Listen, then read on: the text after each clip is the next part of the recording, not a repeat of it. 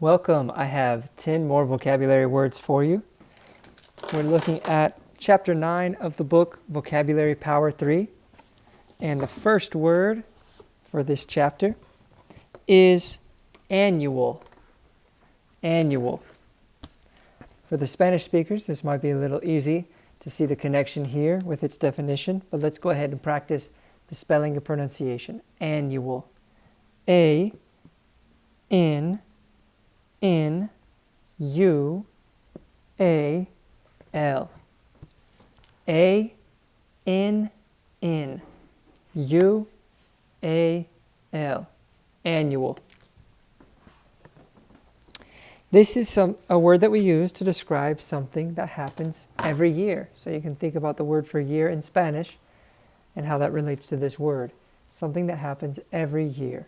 Okay? Something that repeats. This is an adjective for something that repeats every year. The next word, bond. Bond. You probably have heard this, or you may have heard this with the James Bond. Bond, James Bond. Okay? The last name there. But we're going to talk about what this word means. B-O-N-D.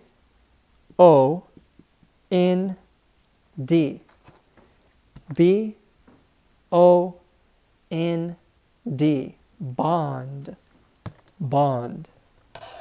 A bond is the connection between two or more things. For example, the bond between a mother and a child is very strong. If the mother's breastfeeding, she's giving nutrition to the child, it's a very intimate experience. So that's a close connection, a bond, a connection between those two people. When people are in a very intense, very difficult situation, and they survive that situation together, they work together to survive that difficult situation. On the other side of that difficult situation, I would think that those people tend to have a strong bond, a strong connection. They've been through something very specific that other people might not understand. All right?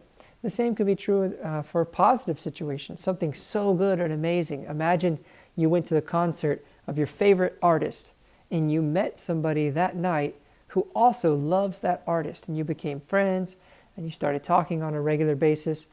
That would be an experience that would be kind of unique for you two, that you met at that place, you had this experience, sharing this interest together and forming a bond, forming a relationship or connection. Okay? Also, when you take two things that are separate and you connect them together and seal them, make them stick together and stay together, that can be another way we use the word bond. To take two things that are separate, stick them together and make them semi-permanent, to really stick close together, to bond them. Next word, contribute. Contribute. C-O-N-T-R-I-B-U-T-E.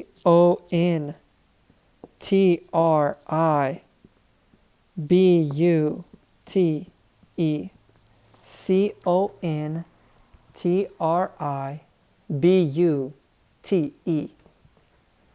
Contribute. To contribute is to give your time, your resources, or something to another activity. To contribute.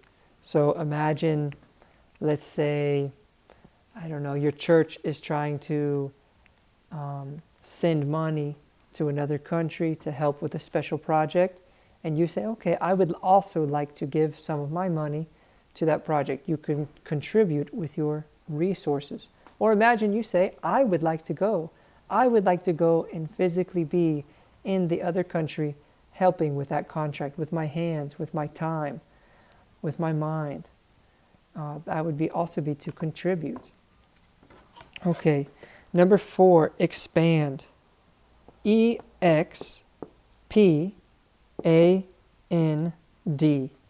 E-X-P-A-N-D.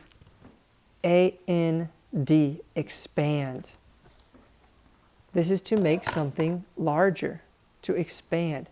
Sometimes with this activity, I will use a simple definition and then I will expand that definition. I will make it more general a bigger definition, more broad. Another word from the previous series of vocabulary words I did. Broad, wide, to make something wider, to expand. Okay. Let's see. Number 5, incentive. Incentive. I-N-C-E-N-T-I-V-E.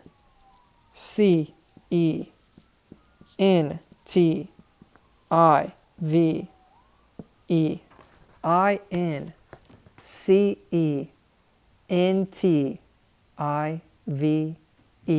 Incentive. Incentive is like a motivation, something that encourages you to work harder or to accomplish your goal. Some incentive. Okay.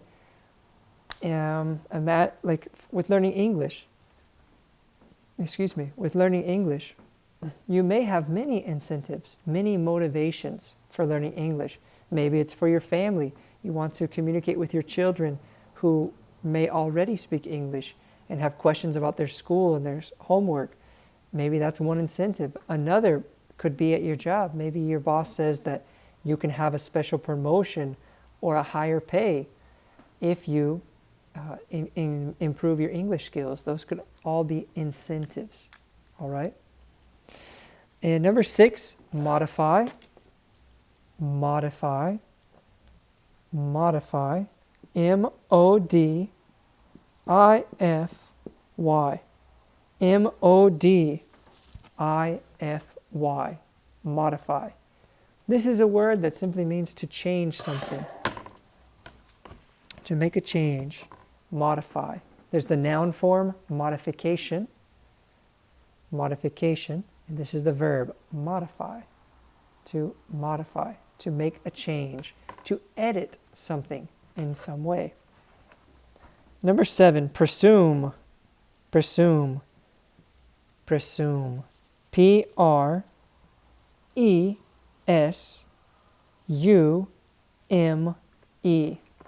P-R-E-S-U-M-E. To presume. To presume. Now, to presume is like to form an opinion about something, to think you know what is true, or to think something might be true before you have the evidence. It's a little like the word prejudice, to prejudge, to make a judgment, to form your opinion about something before you have any evidence, to prejudge, prejudice. It's a little bit like that. But presume might be from previous experience. You're thinking, okay, yesterday I had a good day, the day before I had a good day, this whole week I had a great day, I've had many great days, and so I presume today should be a good day. I presume it will be a great day.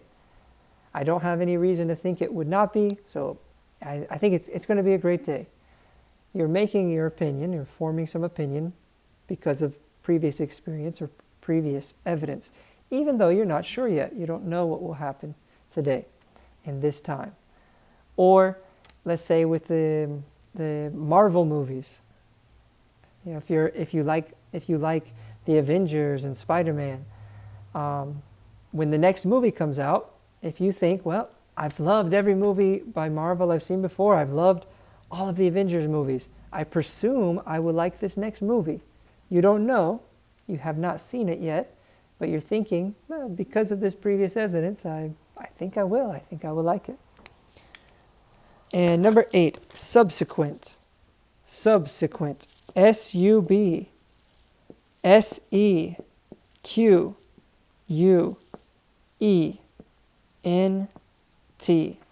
S-U-B-S-E-Q-U-E-N-T.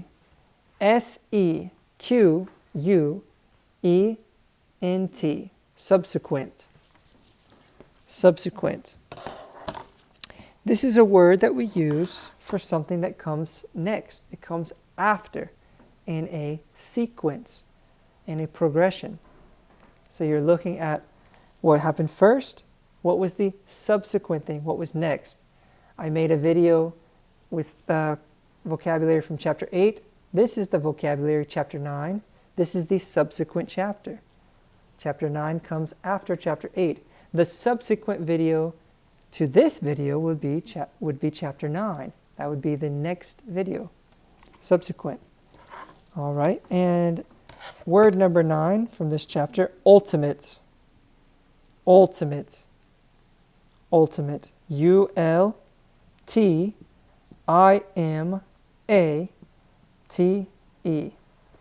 U-L-T-I-M-A-T-E.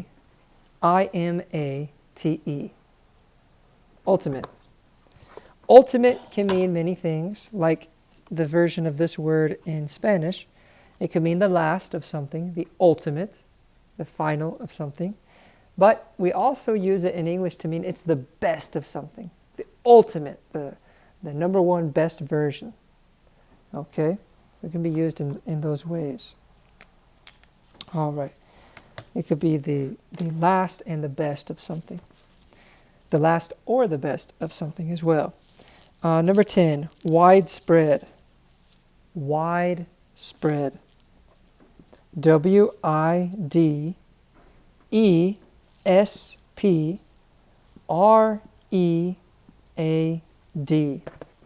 W-I-D-E-S-P-R-E-A-D.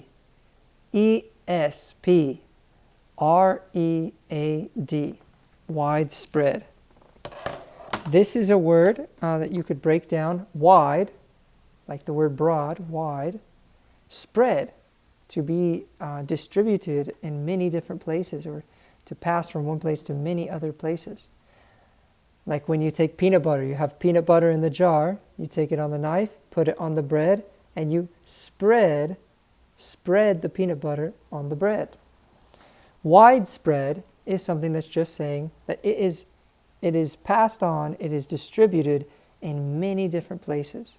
It has a far reach of the distribution. Widespread. Okay. Well, that's the last word for this video. I hope you keep practicing.